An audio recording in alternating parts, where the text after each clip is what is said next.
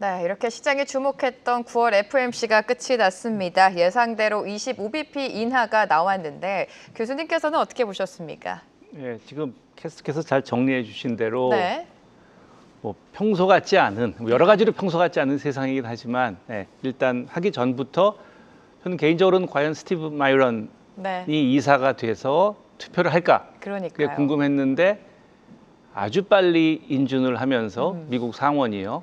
미국 국회도 우리나라 국회처럼 이렇게 빨리빨리 안 하는데 인준을 해서 화요일 날 선서를 하고 그리고 이제 수요일 날 바로 한 거죠. 그렇게 되는 게 굉장히 이례적이었고 뭐 누구나 어떻게 했지는 대충 예상은 했지만 아까 점도표에서 봤지만 저 점도표 저 밑에 한 명이 있거든요. 사실 누군지 모르라고 동그랗게 점을 찍는데 누군지 다 아는. 그래서 의사표시를 확실하게 한 그런 그 역사의 그런 방식으로 역사에 남을 만한 미팅이었다고 생각합니다.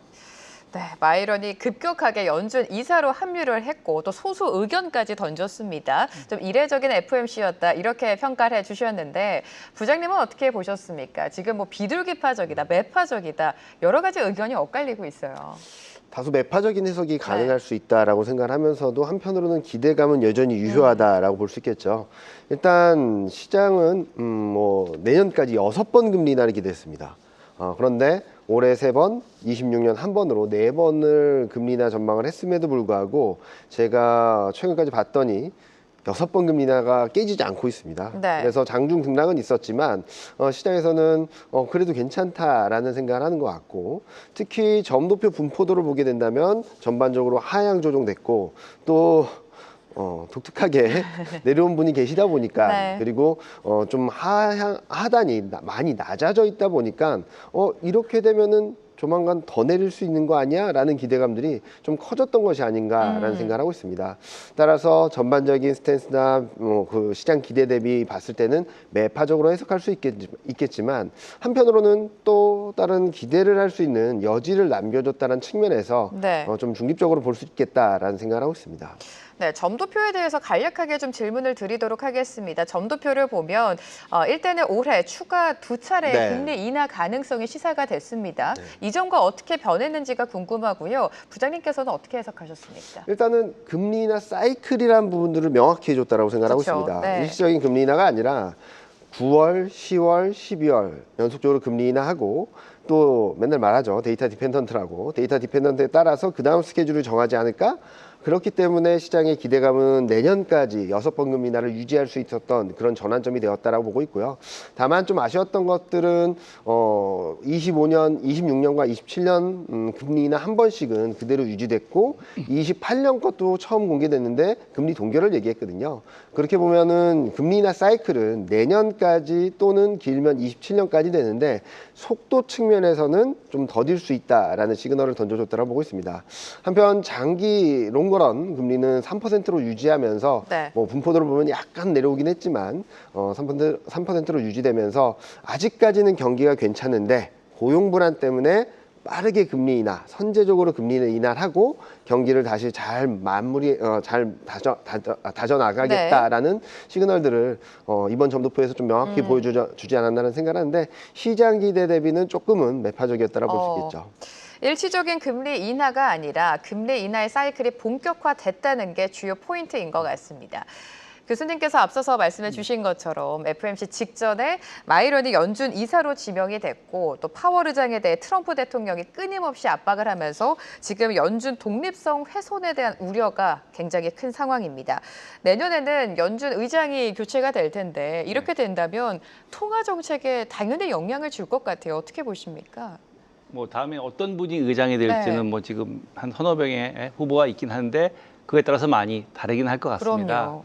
근데 일단 지금 현재만 일단 보면 그 새로운 의장이 오신 다음에는 그것도 누가 되냐에 따라서 너무 다르기 때문에 그건 약간 논의를 하고 현재를 본다면 저는 한번 생각해 본 게 뭐 역사에서 가정은 필요 없다지만 만약에 마이런이 조인 안 했으면 그러니까 평소 같으면 임명되고 그 다음 날 혹은 그렇게 바로 못 하거든요. 그럼요. 네. 회의를 하려면 이게 가장 작게 생각해서 2주 동안 수백 명이 준비하는 회의입니다. 심하게 말하면 지난 6주, 7주 동안 준비하는 회의고 이번엔 7주의 기간이 있었던 걸로 기억하는데 7주 동안 계속 준비하다가 마지막 2주 동안은 수백 명이 진짜 그걸 하기 위해서 하는데 그걸 미리 보고를 받았으면 뭐 이상한 거고요. 그럼 전날 리포트를 딱 보고 딱 결정을 하는 건데 그게 연준 소화하기엔 역사상 시간이 좀 부족했다. 네. 근데 아무튼 뭐 아주 클리어하게 표시하셨는데 또 가정이 뭐냐면 만약에 마이런이 안 했으면 이 점도표가 어떻게 나왔을까? 과연 이 한 점만 빼고 똑같이 나왔을까? 그거는 다를 것 같습니다. 이게 결과적으로 뭐 정치적으로 표현하는 거니까. 네. 그러니까 다시 말해서 지난번을 생각해 보면 동결을 하면서 두 명이 인하에 반대 의견을 했거든요. 반대 의견이 여러 명이 나오는 경우가 드뭅니다. 그래서 마이런의 인준이 되기 전에 네. 어떤 얘기를 하냐면 이번에 세 명이 반대를 하는데 한 명은 저기 점에 보시면 제일 위에 하나 있습니다. 그분은 오늘 내리는데 내 생각에는 이거를 안 내렸거나 이미 내렸으면 다시 올리는 게 적절하다고 제일 위에 누군지 다 압니다. 잭슨 홀을 두고 있는 네. 그 프레지던트인데 그분이 거기 있을 거고요. 그다음에 지난번에 반대했던 두 명은 아마 또 반대하지 않았을까. 다시 말해 더 내려야 된다. 그거 하지 않았을까. 경제가 나빠졌으니까. 생각했는데 그럼 마이런까지 지금 4명이 반대를 하거든요. 그건 또 역사상 아니니까. 그래서 아마 저 점을 찍으면서 그러니까 그 캔사스시티 페드 총재는 위로 찍고 그다음에 마이런 찍고 그다음에 두 명은 반대 안 하고 뭐 이런 식으로 해서 정치적으로 자기들의 메시지를 그 약간의 애매한 메시지. 그게 아까 부장님이 말씀해 주신 그렇게 정리하는 방식. 그다음에 제가 나스닥을 봤을 때 2시 15분, 2시 반, 3시 그냥 왔다 갔다 해서 진짜 아마 그 극한의 하루가 됐을 것 같은데요. 네. 월스트리트는. 그런 혼란을 겪지만 그 정보를 이제 다 저희는 다 지난 다 해보는 거지만 시장에서는 그 보면서 그 자리에서 이게 투자를 하는 맞아요. 거거든요. 그래서 이런 그 아주 롤러코스터가 있는 그런 하루가 되지 않았나 그렇게 생각을 합니다. 그렇기 때문에 미국 시장, 간밤 미국 시장은 변동성이 좀 컸던 것 같습니다. 7명의 이사 중에 유일하게 B컷을 주장한 마이런, 이 점이 여러 가지 의미를 좀 시사하는 것 같은데요.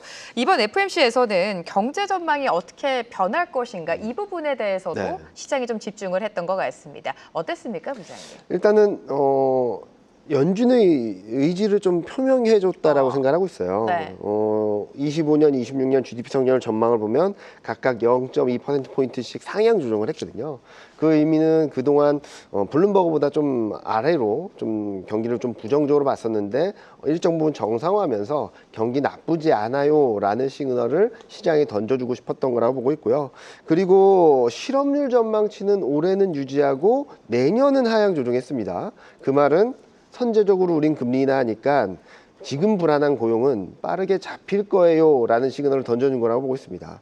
또 한편 물가 전망을 보게 된다면 올해는 그대로 유지했고 내년 전망을 상향 조정을 했거든요. 그것 또한 올해는 물가 불안이 그렇게 크지 않은데 관세 영향이 어느 정도 되는지 내년까지는 조금 조심해야 될 것 같아요 라는 시그널로 생각합니다. 그렇게 보면은 왜 25년에는 3번밖에 안 남은 FOMC에서 연속적으로 금리 인하를 하고 내년에는 왜 한 번밖에 없는지를 좀 이번 경제 전망을 통해서도 좀 명확하게 보여줬다라고 생각을 하고 있고요.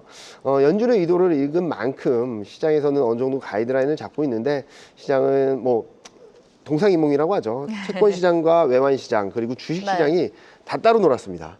채권 금리는 반등을 했고요. 달러 인덱스는 마이너스 갔다 반등을 했고 주식시장도 마이너스 폭을 키웠다가 낙폭을 줄였지만 지금 선물 시장까지 보면 플러스거든요. 어느 방향이 진짜일지 아마도 이번 9월 말 PCE 물가 그리고 10월 3일 날 있을 고용지표가 또 한 번의 변곡점이 되지 않을까라는 예상을 하고 있습니다. 결국에 앞으로 발표될 물가와 고용 지표가 또 한 번의 변곡점이 될 것이다라고 언급을 해주셨습니다. 파월 의장의 발언을 좀 살펴보도록 하겠습니다. 잭슨 홀 연설에서 보여줬던 기조를 그대로 유지하면서 파월 의장은 고용에 대한 불안을 여전히 지적을 했습니다. 실업률이 낮은 수준을 유지하면서도 고용이 급감한 점을 강조를 했는데 역시나 고용이었던 것 같아요, 교수님. 연준은 지금 물가보다는 고용에 좀 더 예의주시하고 있는 것 같습니다. 네. 아까 저희가 파월의 발언을 요약해 주셨을 때 봤을 때 영상에서 제일 처음에 그 듀얼 맨데이트가 고용과 물가다라는 것을 명확히 하는 것 항상 하는 얘기지만 네. 왠지 눈빛이 달라 보였고요. 네, 네. 그리고 그 숫자 얘기를 하면서 페이롤이 29,000개다, 29,000라고 했어요. 지난 네. 몇 개월에 평균이. 근데 그 우리나라 이제 몇만 몇천이라고 우리나라 하지만 단위가 달라서 영어로 하면 29,000인데 네. 보통 100,000 정도가 그래서 100 and something 그러면 얼마나 큰데 막 이러는데 거기 100는 단어가 안 나오고 29. 그러니까 이거는 뭐 굉장히 작은 거거든요. 그게 이제 아까 부장님 말씀하신 고용 불안인 것 같아요. 네. 근데 그것에 대한 해석이 어려운 게 그것도 아까 이상한 균형이라고 번역을 하셨던데 네.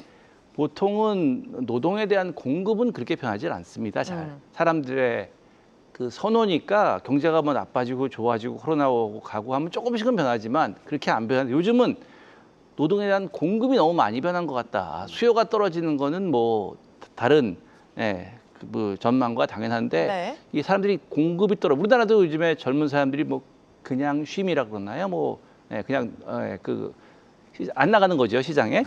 그러면 분모에서 빠집니다. 그렇죠. 그래서 실업률이 오히려 좋아집니다. 네. 그러니까 미국도 그런 게 많아서 과연 지금 이 노동 공급의 감소가 계속될 것인지. 근데 아까 부장님 말씀하신 대로 내년에 실업률이 올라간다 그랬죠. 네. 그게 고용이 주는 측면도 있지만 분모인 다시 경제 활동 인구로 들어와서 그런 방법도 있을 네. 거고요. 네. 그런 왔다 갔다 하는 거에 다이나믹스가 너무 어려우니까 그래서 최근에는 노동시장에서 단순히 실업률만 보는 것은 안 된다 이제는 그런 얘기를 많이 하는데 그게 지금 뭐 시장에서 네. 채권, 주식, 외환이 다 따로따로 움직인 이유도 그런 여러 가지 혼란이 아닌가 그렇게 생각을 합니다.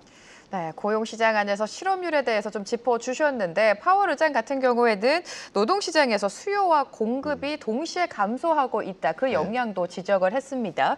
실업률과 관련해서 부장님께서도 앞서서 살짝 짚어주셨습니다만 조금 더 자세하게 좀 풀어주실까요? 일단은 고용이 악화되는 건 맞죠. 네. 신규 취업자 수가 처음으로, 그러니까 코로나19 처음으로 감소하는 모습을 보여줬고 지금 몇 개월째 연속 쇼크를 기록하고 있고 네. 저희도 고용 쇼크가 나온 다음에는 시장을 어떻게 봐야 될지 좀 고민을 하고 있습니다. 왜냐면은 2월 달하고 3월 달에 도지 프로그램 영향으로 어마어마한 대량 해고가 있었거든요.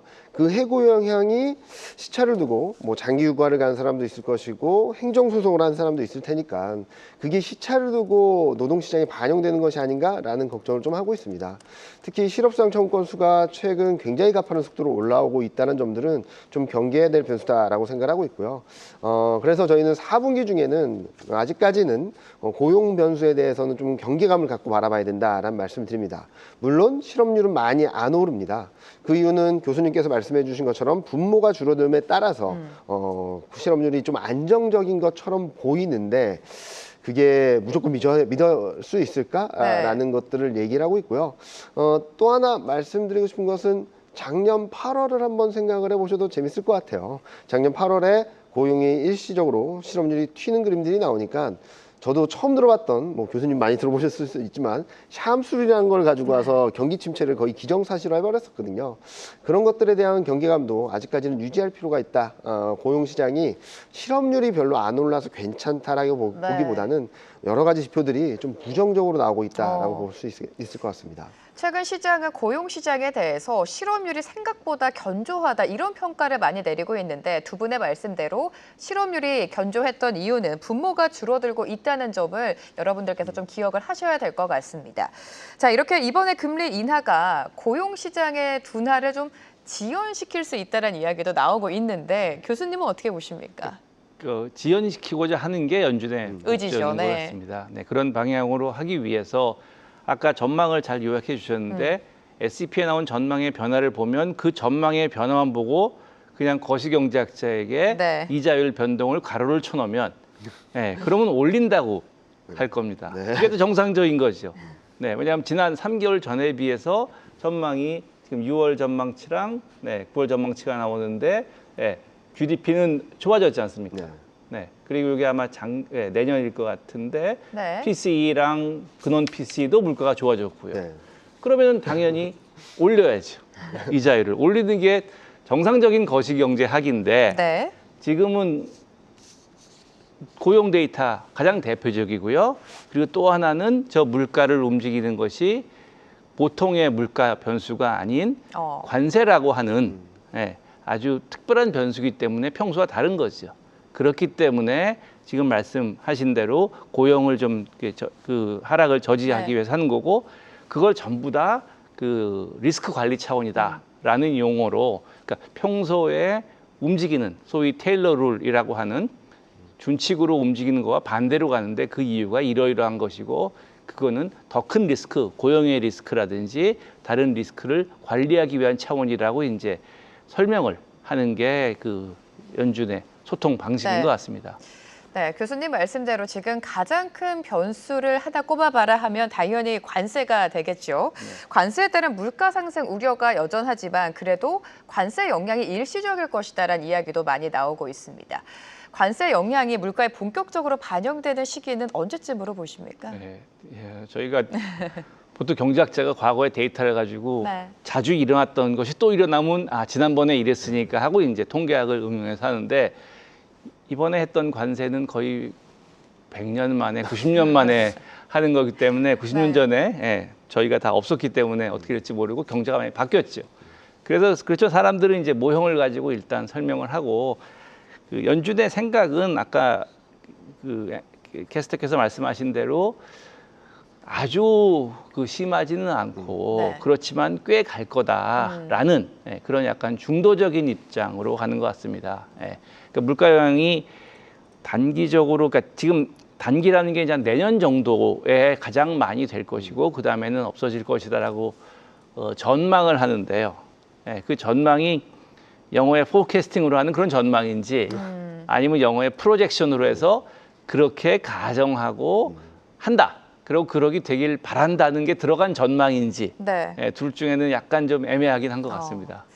자, 지금 물가 지표를 두고 7월 PPI는 급등세를 보여서 시장에 쇼크를 줬지만 CPI는 그래도 양호한 모습을 보였습니다. 이러한 현상을 두고 기업들이 아직 소비자에게 관세 부담을 전가하지 않았기 때문이다라는 평가가 나오는데 부장님은 어떻게 생각하십니까? 말씀하신 그대로죠. 뭐 지금 관세가 확정되지도 않은 상황에서 갑작스럽게 가격 전가를 하게 된다면 더 혼란스러울 수 있다라는 것들에 의해서 2분기 실적 시즌까지는 아직까지는 관세로 물가를 올리지 않겠다, 관세 부담을 가격으로 전가시키지 않겠다라는 비중이 좀 많았던 것 같아요. 그리고 다행히 최근 발표되는 관세가 당초에 발표됐던 관세보다는 좀 낮다 보니까 버틸 수 있을 만큼은 버텨보자라는 스탠스인 것 같습니다. 물론 트럼프 대통령의 압박도 있겠죠.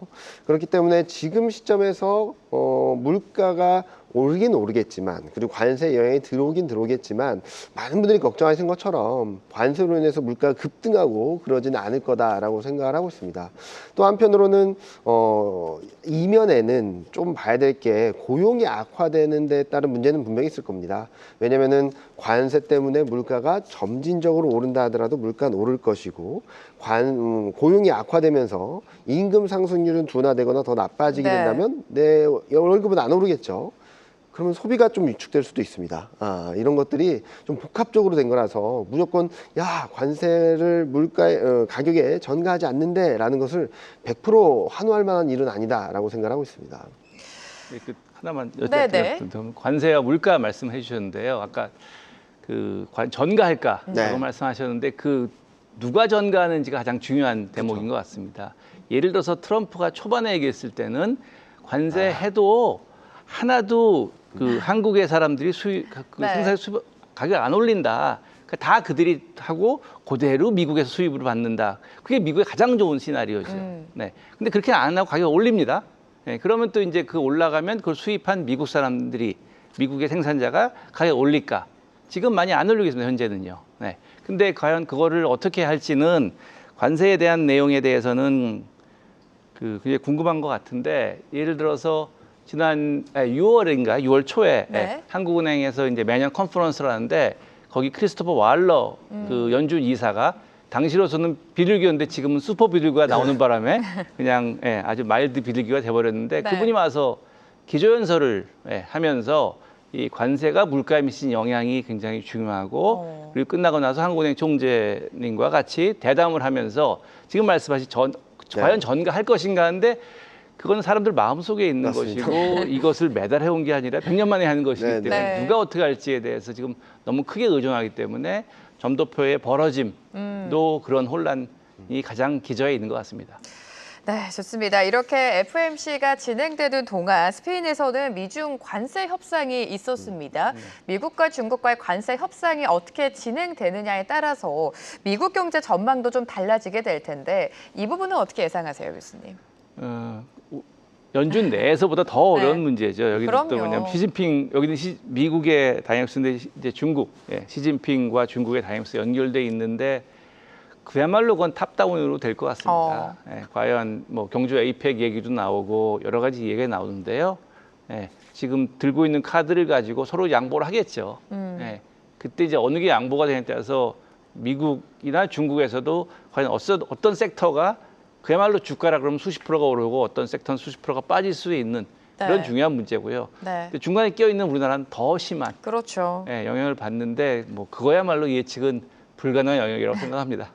네, 미중과의 관세 협상이 어떻게 진행될지 그리고 시장의 영향은 어떻게 흘러갈지 좀 체크를 해보셔야 될 것 같습니다. 자, 최근 달러 인덱스는요 지속적으로 100을 하회하고 있고 9개월 만에 금리 인하 사이클이 본격화가 되면서 달러 약세 요인이 될 것 같습니다. 지금 자금들이 신흥국 시장으로 이동하고 있다는 평가가 많은데 네. 어떻습니까, 부장님? 일단은 올해부터 그런 현상이 네. 나타나고 있죠. 23년, 24년에는 뭐 그냥 압도적이었습니다. 전 세계에서 돈이 빠져서 미국으로만 갔던 상황에서 올해부터는 달러가 좀 정점을 찍고 좀 하향 안정세를 보이면서 미국에서 S&P 500 ETF에서 자금이 빠져나오고 이 자금이 일부 신흥국, 중국, 한국 등으로 이동을 하는 모습들을 보여주고 있는데 다른 나라들, 그러니까 미국 이외의 지역들보다 더 금리 인하가 미국이 더 많아지고 그리고 앞서 파월 연준의장도 말했던 것처럼 미국 경기는 둔화 국면이거든요. 둔화가 지속되게 된다면 경기 둔화 플러스 금리 인하 사이클이 맞물렸을 때 달러는 약해질 수밖에 없다고 생각합니다. 그러면 그럴수록 미국 이외의 지역으로 자금 이동이 좀 풍부해지지 않을까라는 생각합니다. 가뜩이나 글로벌 금리 인하 사이클에 미국도 동참한 상황에서 유동성 과잉이라고 제목이 나왔던데 네. 유동성이 풍부한 상황들이 non-US 특히 신흥국 쪽에 굉장히 좋은 방향성을 만들어주지 않을까라는 예상을 하고 있습니다. 네, 자 이렇게 특집으로 마련한 마켓 인사이트 2부 9월 FOMC 금리 인하 배경과 통화 정책 방향까지 살펴봤습니다. 이렇게 금리 인하 사이클이 본격화가 됐습니다. 앞으로의 시장 흐름이 굉장히 중요할 테죠. 금리 인하가 단행이 되면서 유동성이 늘어날 것이다라는 이야기가 많은데 교수님 어떻게 보십니까?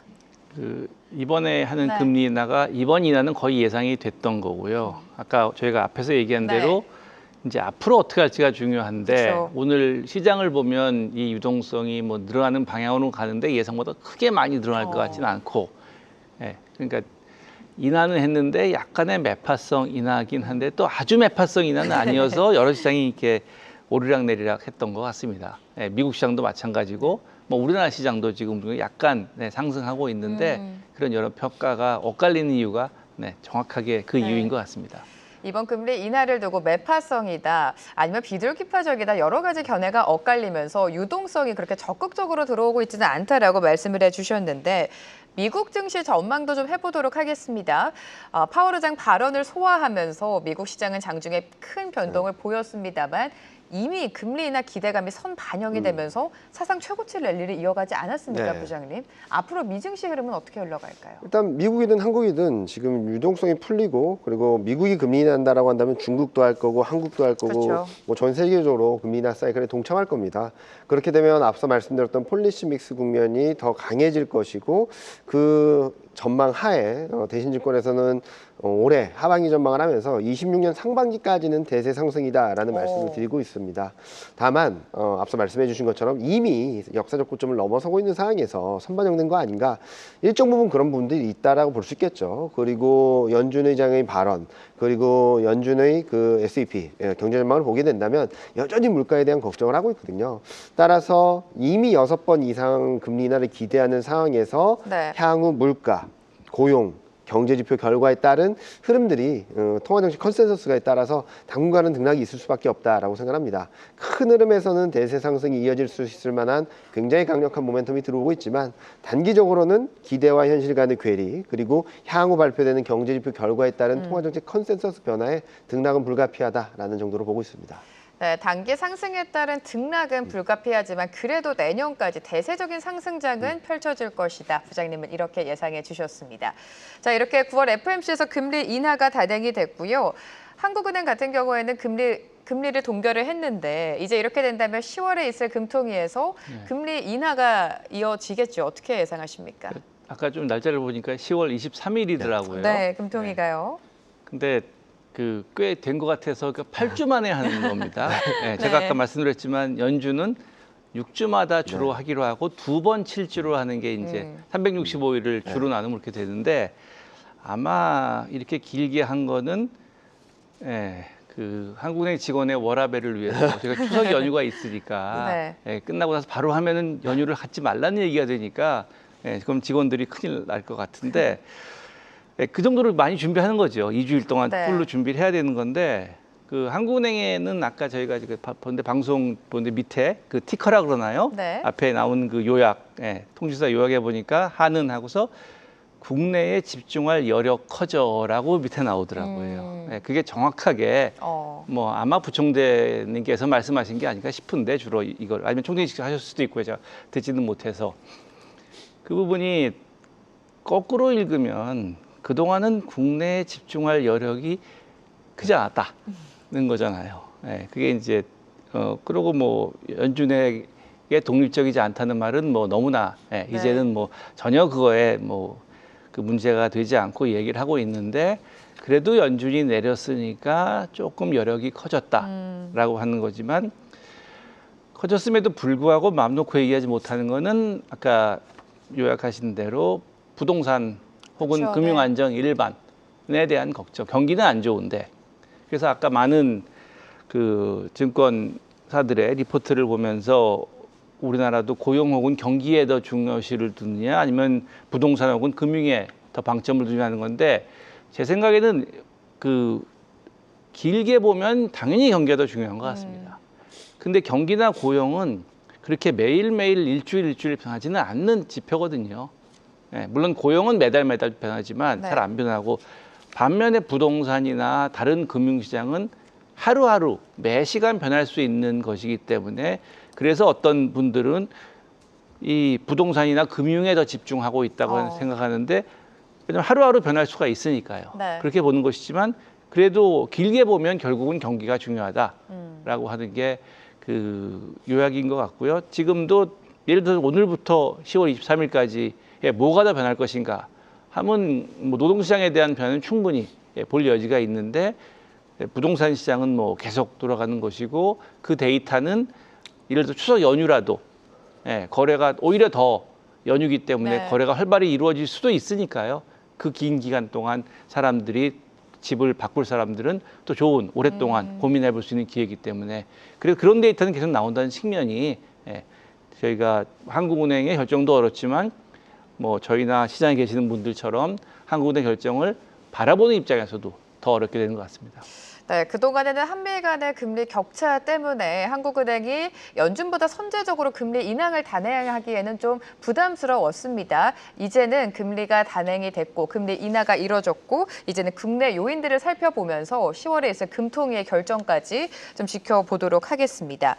자, 금리가 인하가 되면 중소형주의 온기가 확산이 될 것이다. 이런 분석들이 많았습니다. 사실 그동안의 미증시의 흐름을 보면 사상 최고치 랠리를 이어갔다고는 하지만 AI 빅테크가 중심이 됐었거든요. 러셀 200전도 그렇게 좋은 흐름을 못 보였는데 앞으로 중소형주의 흐름 어떻게 예상하세요? 뭐 오늘 미국 증시가 좀 보여주긴 했다라고 생각하고 있어요. 오늘 보면은 나스닥은 마이너스였긴 했지만 러셀 2000은 플러스가 났거든요. 이런 부분으로 본다면 금리 인하 사이클에서는 중소형주 충분히 매력적이다라고 생각합니다. 특히 코스닥 같은 경우는 그동안 굉장히 많이 눌려 있었거든요. 이 안에는 뭐 2차 전지, 바이오, 반도체 이런 업종들에 대한 우려가 좀 반영된 결과가 아닌가라는 생각을 하고 있는데 이제 주목해야 될 것은 금리 인하 사이클에 진입했다. 그리고 두 번째로는 이재명 정부의 산업 정책들이 구체화되고 있다라는 점입니다. 있습니다. 네. 이 부분에 많은 부분들이 AI, 바이오, 반도체, 뭐 빅테크 이런 쪽이 좀 포커스가 맞춰져 있어서 저희가 생각하기에는 이제부터는 코스닥도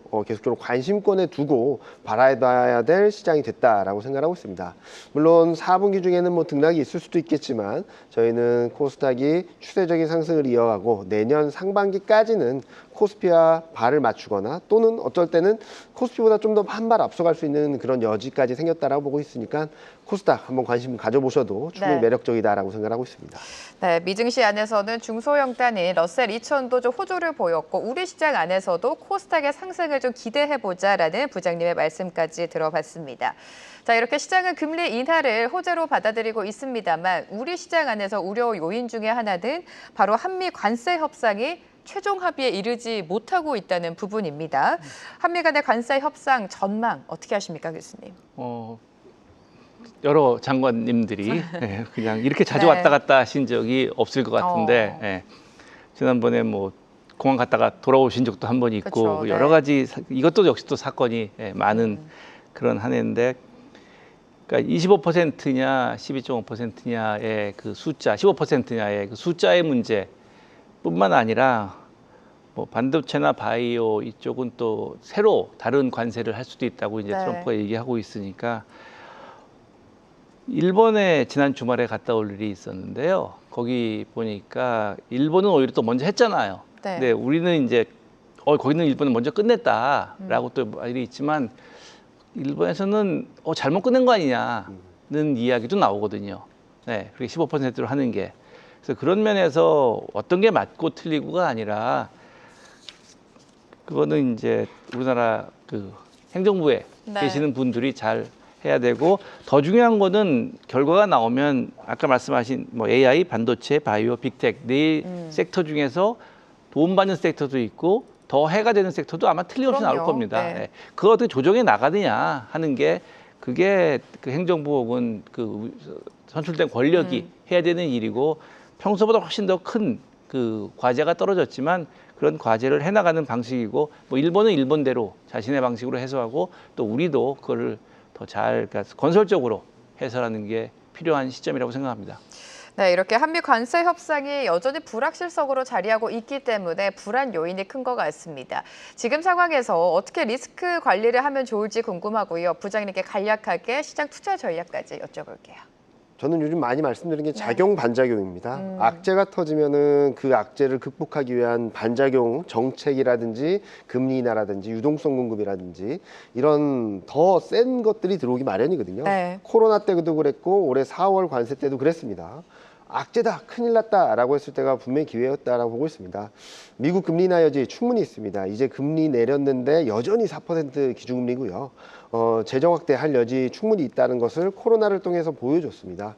이렇게 본다면 4분기 여러 악재들이 있을 거고 여러 가지 불확실성 변수들이 있을 텐데 그거를 뭐 위험하다라기보다는 좀 적극적으로 비중 확대 기회로 삼자라는 말씀을 드리고 있습니다. 다만 코스피가 3,400 이상에서 등락을 보이는 과정에서는 단기적으로는 좀 쉬어갈 수 있는 구간에 들어와 있다는 점들은 감안해서 큰 방향성은 조정 시 매수 관점으로 접근을 하시되 단기적으로는 여기서 3,500을 다이렉트 넘을 수 있을까를 네. 확인하고 좀 조심하시면 좋을 것 같다라는 말씀드리고 싶습니다. 네, 그래도 시장을 굉장히 긍정적으로 평가하고 계신 것 같습니다. 마지막으로 교수님께도 투자자분들에게 시장을 바라보는 시각과 함께 투자 전략 제시해 주실까요? 네.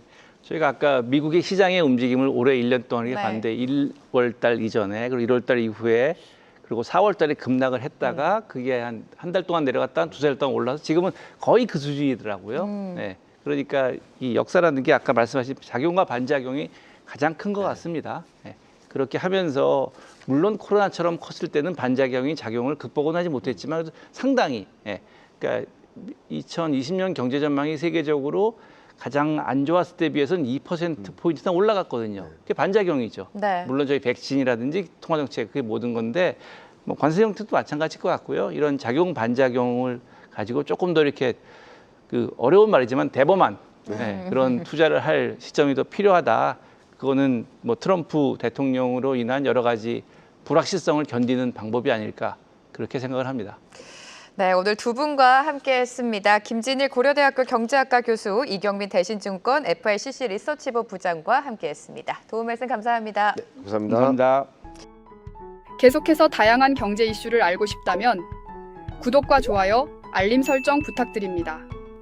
AI 캐스터 권미정이었습니다.